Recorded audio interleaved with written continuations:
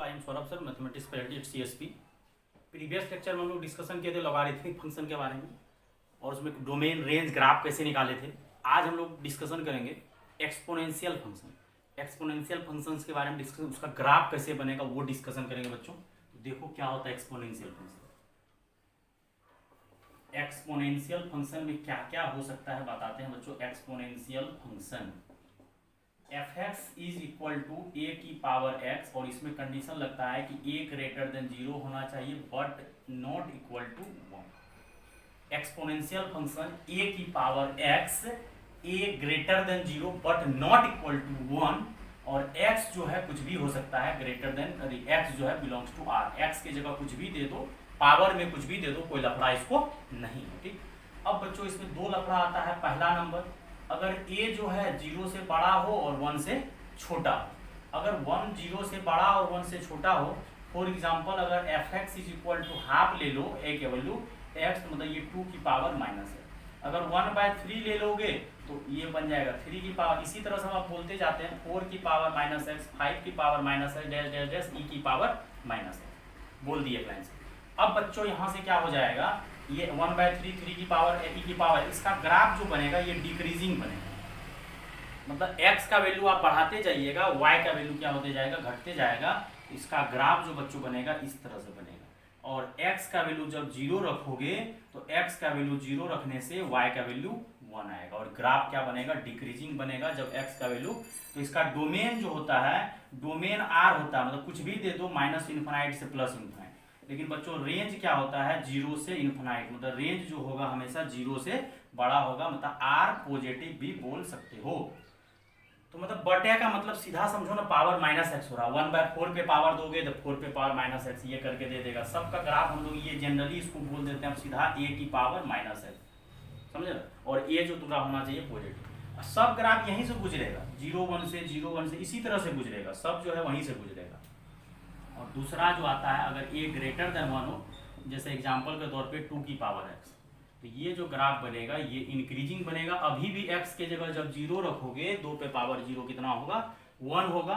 लेकिन ये ग्राफ जो बनेगा तुम्हारा इंक्रीजिंग फंक्शन बनेगा, और डोमेन जो होगा इसका पूरा का पूरा रियल नंबर होगा, माइनस इन्फिनाइट से प्लस इन्फिनाइट। और रेंज जो होगा वो 0 से क्या होगा बच्चों, इन्फिनाइट होगा। रेंज डोमेन ये होगा। इसी तरह से अब अगला हम बोल रहे हैं e की पावर x। तो e की पावर x, तो e तो आपका 2.712 है, मतलब ग्रेटर देन 1 है। 718 के लमसम में होता है, 2 पॉइंट ऐसे कुछ होता है, कोई दिक्कत नहीं है। 2.718 होता है, 718 के लमसम में होता है। ठीक, तो इसका ग्राफ भी इंक्रीजिंग बनेगा। क्यों? क्योंकि e पे पावर x है, तो e ग्रेटर देन 1 है, तो ग्राफ क्या बनेगा बच्चों, इंक्रीजिंग बनेगा। और ये भी आपका कहाँ पे कट करेगा, 0,1। x का वैल्यू 0 होगा और y का वैल्यू 1 होगा। x के जगह जब 0 रखिएगा तो y का वैल्यू 1 होगा। और ये जब 2 पे पावर x माइनस 3 पे पावर ये माइनस रहे, ये आपका a ग्रेटर देन 1 ही है। ये जो आपका a है, यहाँ पे जो माइनस लिखे हैं, तो ये माइनस में आपका a ग्रेटर देन 1 है। लेकिन ऑफिशियली जो है आपका a जो है 0 से 1 है, लेकिन यहाँ पे a ग्रेटर देन 1 मान रहे हैं, और माइनस पावर हो जाता है क्योंकि बटा पावर ऊपर चल गया, माइनस हो जाएगा।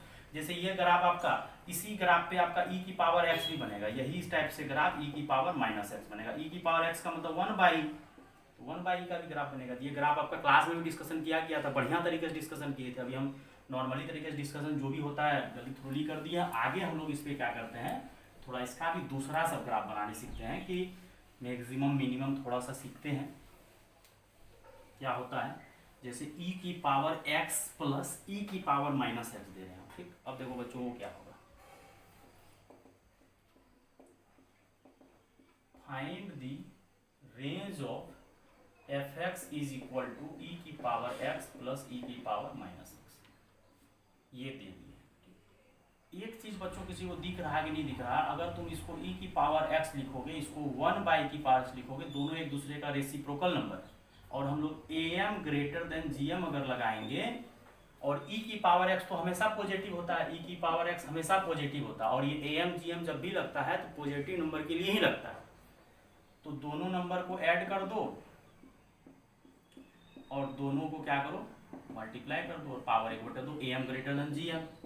और e की पावर x प्लस e की पावर माइनस एक्स, ये 2, और ये जो है आपका ये 1 हो जाएगा। क्यों? क्योंकि दोनों पावर जो है कट जाएगा, 1 हो जाएगा। तो यहाँ से पता चल गया बच्चों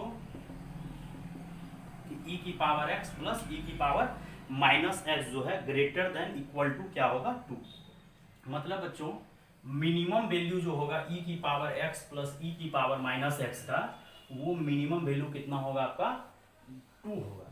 मतलब दो रेसिप्रोकल नंबर का सम हमेशा ग्रेटर देन इक्वल टू 2 होता है। अगर अगला एग्जांपल अगर आपको सीखना है, x प्लस 1/x भी ग्रेटर देन इक्वल टू होगा, लेकिन x belongs to r positive होना चाहिए। और ऐसे भी तो हम लोग का e की पावर x तो कभी निगेटिव होता ही नहीं है, e की पावर x का ग्राफ ऊपर ना बनता है। तो अगर e की पावर x का ग्राफ ऊपर बनता है तो e की पावर x तो कभी निगेटिव होगा नहीं। अगर e की पावर x कभी निगेटिव नहीं होगा तो मतलब लगा सकते हैं एमजीएम, तो एमजीएम लगाए तो ग्रेटर देन इक्वल टू आए। मतलब इस टाइप का कोई भी question x square plus 1/x square भी ग्रेटर देन इक्वल टू 2 होगा और x belongs to r positive होना चाहिए। लेकिन यहाँ पे r निगेटिव भी चलेगा, क्यों? क्योंकि x स्क्वायर है। लेकिन एक चीज नहीं हो सकता, जीरो पे ये डिफाइन नहीं होगा। तो मतलब दो रेसिप्रोकल नंबर का sum always greater than equal to 2 होता है, और ये भी एक दूसरे का रेसिप्रोकल नंबर है, e की पावर x और e की पावर माइनस x। ठीक, अब बच्चों यहाँ से एक चीज और सीखने जा रहे हैं कि अगर आपका fx दिया हुआ है e की पावर x प्लस e की पावर माइनस x, अगर x के जगह आप माइनस x रिप्लेस करते हैं तो ये बन जाएगा e की पावर माइनस, और ये बन जाएगा e की पावर माइनस। माइनस फिर से लग गया है तो माइनस माइनस क्या हो जाएगा प्लस। सुनो बच्चों बढ़िया से, fx आपका दिया हुआ था, ये गिवन रेट है, x के जगह हम लोग माइनस x किए। जब x के जगह माइनस x किए तो यहाँ माइनस बन गया और यहाँ माइनस माइनस क्या बन गया प्लस।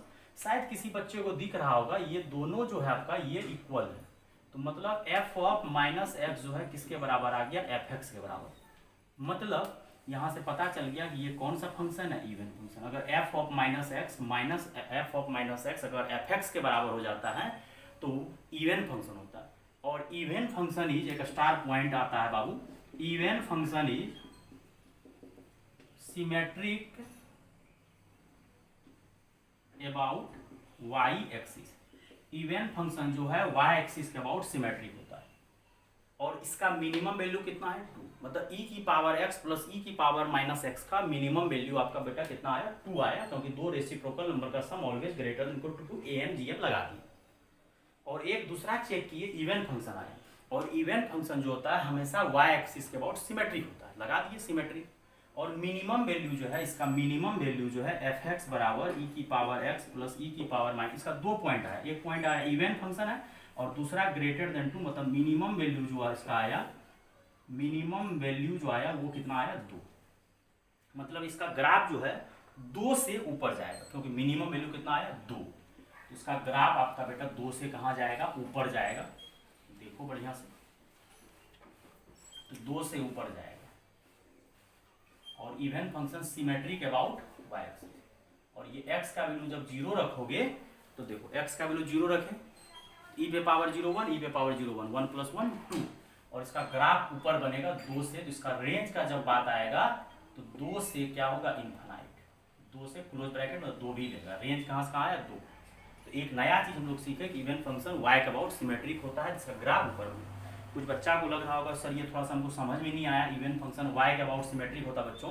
तो cos x के बारे में शायद पता होगा कि नहीं है पता, तुम लोग cos x के बारे में पढ़ा होगा कि cos x जो है वो y अबाउट cos x का ग्राफ हम बना के सिखाते हैं। लेकिन इसका रेंज जो निकाले 2 से इन्फिनाइट y मान के अथी मतलब AMGM मान के बना। लेकिन इसी का रेंज अल्टरनेट तरीका से हम निकालते हैं। fx बराबर आपका दिया हुआ था, जो कि क्लास में डिस्कशन किया हुआ था रेंज निकालने का तरीका। बोले थे कि fx को y मान लो, तो मान लो fx को y और e पे पावर x, और इसको लिख दो e पे पावर x।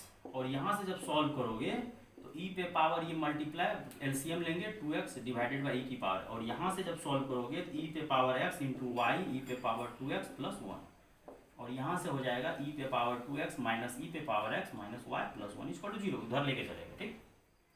क्यों? क्योंकि हम लोग पढ़े हैं कि fx को y मान लेते थे और बोले थे कि fx को y मान के भी रेंज निकाला जाता है। तो fx को y मान लिए और e की पावर माइनस x को 1y(x) कर दिया, और ये एलसीएम लिया, e की पावर x, e की पावर x, e की पावर 2x हो गया।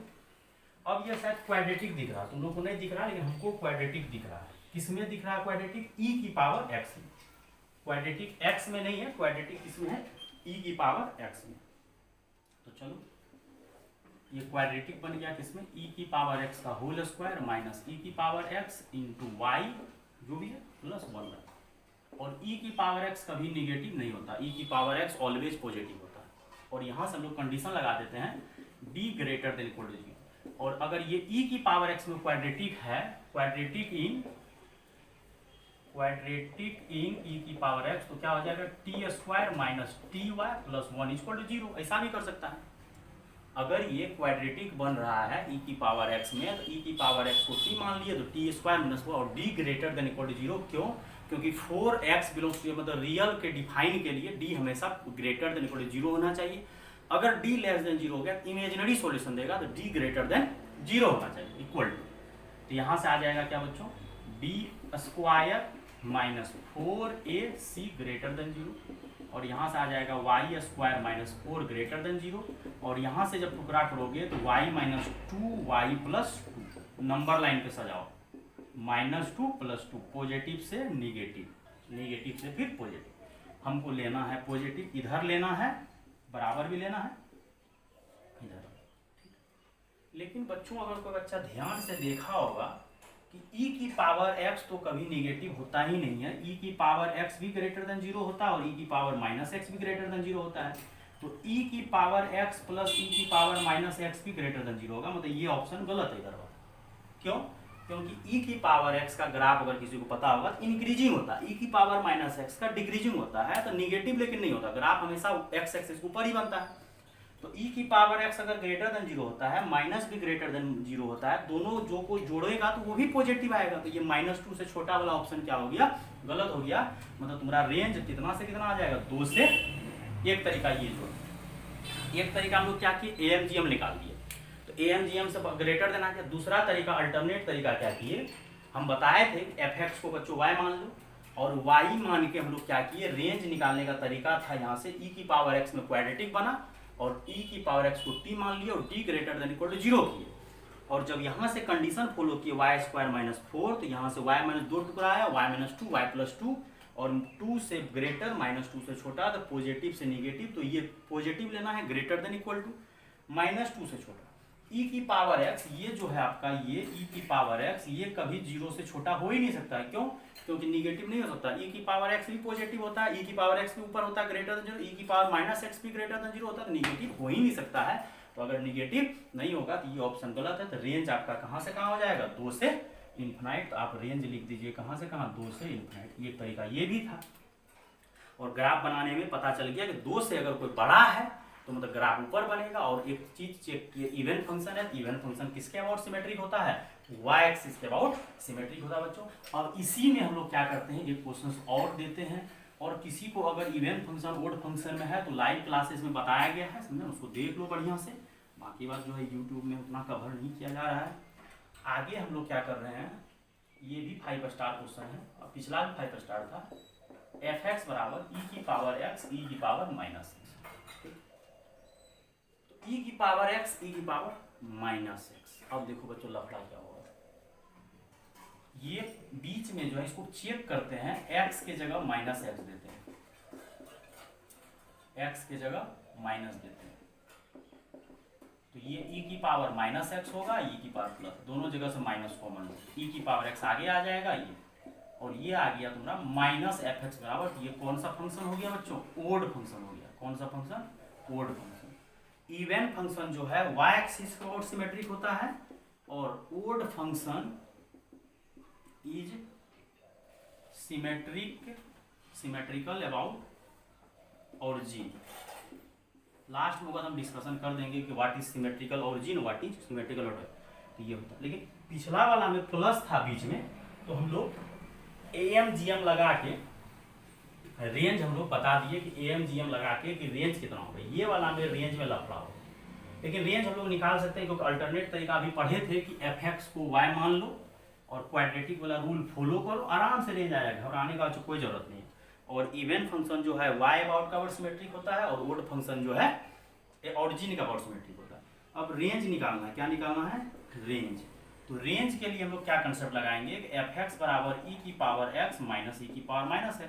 तो fx को y मान लो, क्योंकि हम लोग रेंज निकालने का यही तरीका सीखे हैं कि हम लोग fx को y मान लेते हैं